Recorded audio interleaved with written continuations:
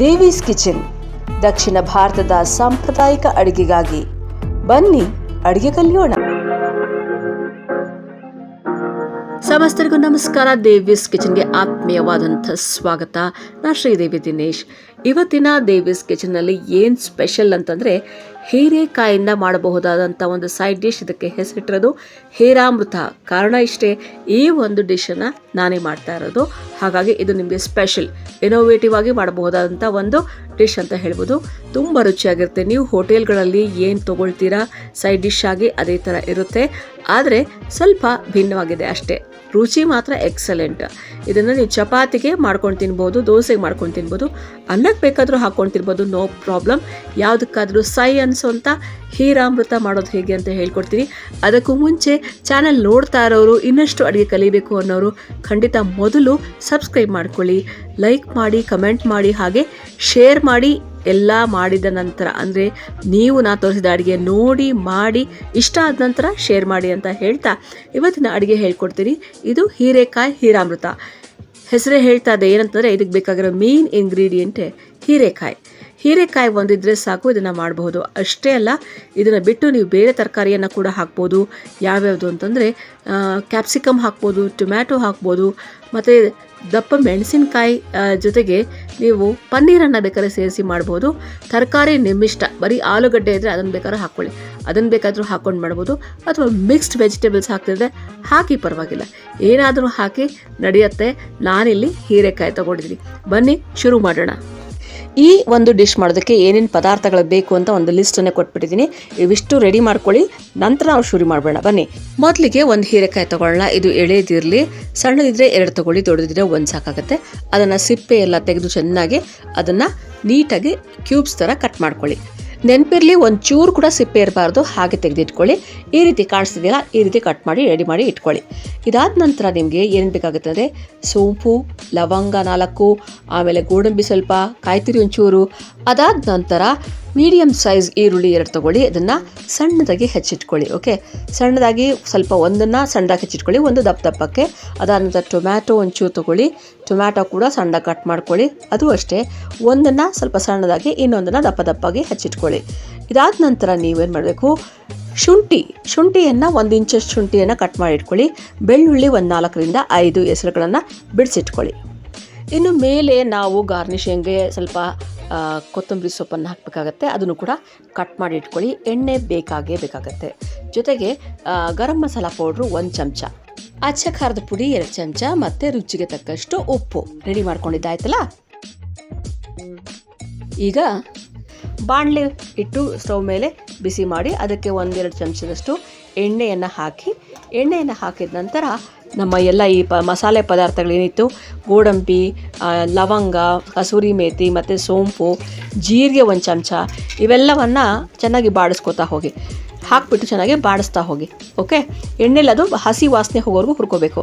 ಗೋಡಂಬಿ ನಮಗೆ ಗಟ್ಟಿ ಬರುತ್ತೆ, ಅಷ್ಟೇ ಅಲ್ಲ, ಕಾಯಿ ತುರಿ ಒಂಚೂರು ಹಾಕೋದ್ರಿಂದ ಅದು ಕೂಡ ಗಟ್ಟಿ ಬರುತ್ತೆ. ಇನ್ನು ಸೋಂಪು ಇದೆಲ್ಲ ನಿಮಗೆ ಸ್ವಲ್ಪ, ನಿಮಗೆ ನಾರ್ತ್ ಇಂಡಿಯನ್ ಫ್ಲೇವರ್ ಕೊಡಬೇಕು ಅಂತಂದರೆ ಕಸೂರಿ ಮೆಥಿ ಇವೆಲ್ಲ ಹಾಕಬೇಕಾಗುತ್ತೆ. ಸೊ ಹಾಗಾಗಿ ಅವೆಲ್ಲವನ್ನು ಹಾಕಿದ್ದೀನಿ. ಇದಕ್ಕೆ ಬಾಣಲೆಗೆ ನೀವು ಈರುಳ್ಳಿ ಮತ್ತು ಬೆಳ್ಳುಳ್ಳಿ ಮತ್ತು ಟೊಮ್ಯಾಟೊ, ಶುಂಠಿ ಇವಿಷ್ಟನ್ನು ಕೂಡ ನೀವು ಹಾಕ್ಕೊಂಡು ಬಾಡಿಸ್ಕೋಬೇಕಾಗತ್ತೆ. ನೆನಪಿರಲಿ, ನಾವೇನೇನು ಇವಾಗ ಹೆಚ್ಚಿಟ್ಕೊಂಡಿದ್ವೋ ಅದರಲ್ಲಿ ಕೊತ್ತಂಬರಿ ಸೊಪ್ಪನ್ನು ಒಂದು ಬಿಟ್ಟು ಇನ್ನು ಎಲ್ಲವನ್ನು ಹಾಕ್ಕೊಳ್ತೀವಿ. ಸಣ್ಣದಾಗಿ ಹೆಚ್ಚಿರುವಂಥ ಈರುಳ್ಳಿ, ಸಣ್ಣದಾಗಿ ಹೆಚ್ಚಿರುವಂಥ ಟೊಮ್ಯಾಟೊ ಅದನ್ನು ಆ ಕಡೆ ಇಟ್ಕೊಳ್ಳೋಣ. ಸೊ ಅದನ್ನು ಇಟ್ಕೊಂಡು ಮಿಕ್ಕಿದ್ದೆಲ್ಲ ದಪ್ಪಗೆ ಹೆಚ್ಚಿಕೊಂಡಂಥದ್ದೆಲ್ಲವನ್ನು ಕೂಡ ಹಾಕಿ, ಈಗ ನಾವೆಲ್ಲವನ್ನು ಅದನ್ನು ಚೆನ್ನಾಗಿ ಹುರ್ಕೋಬೇಕು. ಹುರಿದ ನಂತರ ಅದನ್ನೆಲ್ಲ ತೆಗೆದು ಒಂದು ಬೇರೆ ಪಾತ್ರೆಗೆ ಹಾಕೋಣ, ಪ್ಲೇಟ್ಗೆ ಹಾಕ್ಕೊಂಡ್ಬಿಡೋಣ. ಈಗ ಅದೇ ಬಾಣಲೆಗೆ ಒಂಚೂರು ಎಣ್ಣೆಯನ್ನು ಹಾಕಿ, ಅದಕ್ಕೆ ನಾವೀಗ ಸಣ್ಣದಾಗಿ ಹೆಚ್ಚಿಟ್ಕೊಂಡಿದ್ವಲ್ಲ ಈರುಳ್ಳಿ ಮತ್ತು ಟೊಮ್ಯಾಟೊ ಎರಡನ್ನೂ ಕೂಡ ಹಾಕ್ಬಿಡೋಣ. ಸೊ ಇದಕ್ಕೆ ಹಾಕಿಬಿಟ್ಟು ನಾವು ಅದನ್ನು ಬಾಡಿಸ್ಕೋಬೇಕಾಗತ್ತೆ. ನಾನು ಟೊಮ್ಯಾಟೊ ಮೊದಲೇ ಹುರಿದಿಟ್ಕೊಂಡಿದ್ದೆ, ಅದಕ್ಕೆ ಸಪ್ರೇಟಾಗಿ ಇಟ್ಟಿದ್ದೀನಿ. ಸೊ ಇಲ್ಲಿ ಈರುಳ್ಳಿ, ಸಣ್ಣ ಟೊಮ್ಯಾಟೊ ಎರಡನ್ನೂ ಹಾಕಿ ಚೆನ್ನಾಗಿ ಬಾಡಿಸ್ಕೊಳ್ಳಿ. ಅದನ್ನು ಬಾಡಿಸ್ಕೊಂಡ ನಂತರ ಅದಕ್ಕೆ ನೀವು ಈಗ ಹೆಚ್ಚಿಟ್ಟಿದ್ದೀರಲ್ಲ, ನೀವು ಈ ಒಂದು ಸಣ್ಣಗೆ ಹೆಚ್ಚಿಟ್ಟಿರುವಂಥ ಹೀರೆಕಾಯಿ, ಅದನ್ನು ಹಾಕ್ಬಿಡೋಣ. ಅದನ್ನು ಹಾಕ್ಬಿಟ್ಟು ಸ್ವಲ್ಪ ಬಾಡಿಸ್ಕೊಳ್ತಾ ಹೋಗೋಣ. ಹೀರೆಕಾಯಿ ಬೇಯೋದಕ್ಕೆ ತುಂಬ ಟೈಮ್ ತೊಗೊಳೋದಿಲ್ಲ, ಸ್ವಲ್ಪನೇ ಟೈಮ್ ಸಾಕಾಗುತ್ತೆ. ಅದಕ್ಕೋಸ್ಕರ ಏನು ಗೊತ್ತಾ, ಈ ರೀತಿ ನಾವು ಹಾಕಿ ಅದನ್ನು ಬಾಡಿಸಿ. ಸೊ ಇದೊಂದು 5 ನಿಮಿಷ ಆಗೋಷ್ಟೊತ್ತಿಗೆ ನಾವೇನು ಮಾಡೋಣ, ಇದಾಗಲೇ ಆರಿದೆ, ನಾವೇನೇನು ರೆಡಿ ಮಾಡ್ಕೊಂಡಿದ್ವಿ, ಹುರ್ಕೊಂಡು ಎಲ್ಲ ರೆಡಿ ಆಗುತ್ತೆ. ಸೊ ಅದನ್ನು ಮಿಕ್ಸಿಗೆ ಹಾಕ್ಬಿಟ್ಟು ನುಣ್ಣಗೆ ಪೇಸ್ಟ್ ಮಾಡ್ಕೊಂಬಿಡೋಣ, ಕಂಪ್ಲೀಟ್ ನುಣ್ಣಗೆ ಪೇಸ್ಟ್ ಮಾಡ್ಕೊಳ್ಳೋಣ. ಅಷ್ಟೊತ್ತಿಗೆ ಈ ಕಡೆ ಬಂದರೆ ಅರ್ಧಂಬರ್ಧ ಹೀರೆಕಾಯಿ ಬಂದಿರುತ್ತೆ. ಅವಾಗೇನು ಮಾಡೋಣ, ಈ ಮಿಶ್ರಣ ಏನು ನಾವು ಮಿಕ್ಸಿಗೆ ಹಾಕ್ಕೊಂಡಿರ್ತೀವಿ ಅವೆಲ್ಲವನ್ನು ಹಾಕಿ ಚೆನ್ನಾಗಿ ಕಲಸೋಣ. ಕಲಿಸ್ಬಿಟ್ಟು ಈಗ ಮತ್ತೆ ನಾವು ಇದಕ್ಕೆ ಬೇರೆ ಹಾಕಬೇಕು. ಏನೇನು ಬಾಕಿ ಇದೆ ನಾವು ಹಾಕೋದು ಅಂತಂದರೆ ಅಚ್ಚ ಖಾರದ ಪುಡಿಯನ್ನು ಹಾಕಬೇಕು. ಅಚ್ಚ ಖಾರದ ಪುಡಿಯನ್ನು ನಿಮ್ಮ ಖಾರಕ್ಕೆ ತಕ್ಕ ಹಾಗೆ ಹಾಕ್ಕೊಳ್ಳಿ, 1 ಅಥವಾ 2 ಚಮಚ. ಗರಂ ಮಸಾಲ ಪೌಡ್ರು ಬರೀ ಟೇಸ್ಟ್ ಬೇಕಾಗಿ ಬರುತ್ತೆ, ಹಾಗಾಗಿ 1 ಚಮಚೆಯಷ್ಟು ಸಾಕಾಗತ್ತೆ. ಇಷ್ಟಕ್ಕೆ ಹಾಕ್ಬಿಟ್ಟು ಕುದಿಸ್ತಾ ಹೋಗಿ. ನಾನು ಹೇಳಿದ್ದಲ್ಲ, ಈಗ ಈ ಹಂತದಲ್ಲಿ ಕುದೀತಾ ಇರುವಾಗ ನಾವೀಗ ಏನೇನು ಆರ್ಡ್ರ್ ಮಾಡಬೇಕೋ ಅವೆಲ್ಲ ಮಾಡ್ತಾ ಹೋಗಬೇಕು. ಸೊ ಈಗ ಉಪ್ಪನ್ನು ಹಾಕೋಣ. ಆವಾಗಲೇ ಒಂದು ಸ್ವಲ್ಪ ಉಪ್ಪು ಹಾಕಿದ್ವಿ, ಅದನ್ನು ನೋಡಿಕೊಂಡು ಉಳಿದಂತೆ ಉಪ್ಪನ್ನು ಹಾಕಿ ಆ ನಂತರದಲ್ಲಿ ಯಾವುದೇ ಪದಾರ್ಥಕ್ಕೆ 1 ಸ್ಪೂನ್ ಸಕ್ಕರೆ ರುಚಿಯನ್ನು ಹೆಚ್ಚಿಸುತ್ತೆ. ಅದು ಯಾವಾಗಲೂ ನೀವು ನೆನಪಿಟ್ಕೋಬೇಕು. ನಾವು ದಕ್ಷಿಣ ಭಾರತದ ಅಡುಗೆಗಳಲ್ಲಿ ಸಾಮಾನ್ಯವಾಗಿ ಉಪಯೋಗಿಸ್ತೀವಿ. ಇಲ್ಲೂ ಕೂಡ ಅಷ್ಟೇ, 1 ಚಮಚ ಅಷ್ಟು ಸಕ್ಕರೆ, ಚಿಕ್ಕ ಚಮಚೆ ಸಕ್ಕರೆಯನ್ನು ಹಾಕ್ಬಿಡಿ. ಎಲ್ಲ ಹಾಕಿದ ನಂತರ ಚೆನ್ನಾಗಿ ಇನ್ನೊಂದ್ಸತಿ ಕುದಿಸ್ಬೇಕಾಗತ್ತೆ. ಸೊ ಇನ್ನು ಫೈನಲ್ ಟಚಪ್ ಕೊಡಬೇಕಾಗತ್ತೆ. ಈಗ ಕುದೀತಾ ಇರುವಾಗಲೇ ನಾವೆಲ್ಲವನ್ನು ಹಾಕಿದಾಗಿದೆ. ಈಗೇನು ಮಾಡೋಣ, ಒಂದು ದೊಡ್ಡ ಚಮಚೆಯಲ್ಲಿ ತುಪ್ಪವನ್ನು ತೆಗೆದುಕೊಳ್ಳೋಣ. ತುಪ್ಪ ಹಾಕೋದ್ರ ಮೂಲ ಉದ್ದೇಶ ಏನಪ್ಪ ಅಂತಂದರೆ, ಇದು ನಮ್ಮ ಈ ಘಾಟಿನ ಅಂಶಗಳು ಏನೇನಿರುತ್ತೆ ಅವೆಲ್ಲವನ್ನು ಕೂಡ ಸಾತ್ವಿಕಗೊಳಿಸ್ತಾ ಹೋಗುತ್ತೆ. ಅಂದರೆ ಆ ಘಾಟ್ ಬರೋದಿಲ್ಲ ಮತ್ತು ಟೇಸ್ಟ್ ಒಂದು ಸ್ವಲ್ಪ ಚೆನ್ನಾಗಿರುತ್ತೆ. ಆ ಒಂದು ಕಾರಣಕ್ಕೆ ತುಪ್ಪವನ್ನು ಬಳಸ್ತಾ ಇದ್ದೀವಿ ಇದರಲ್ಲಿ.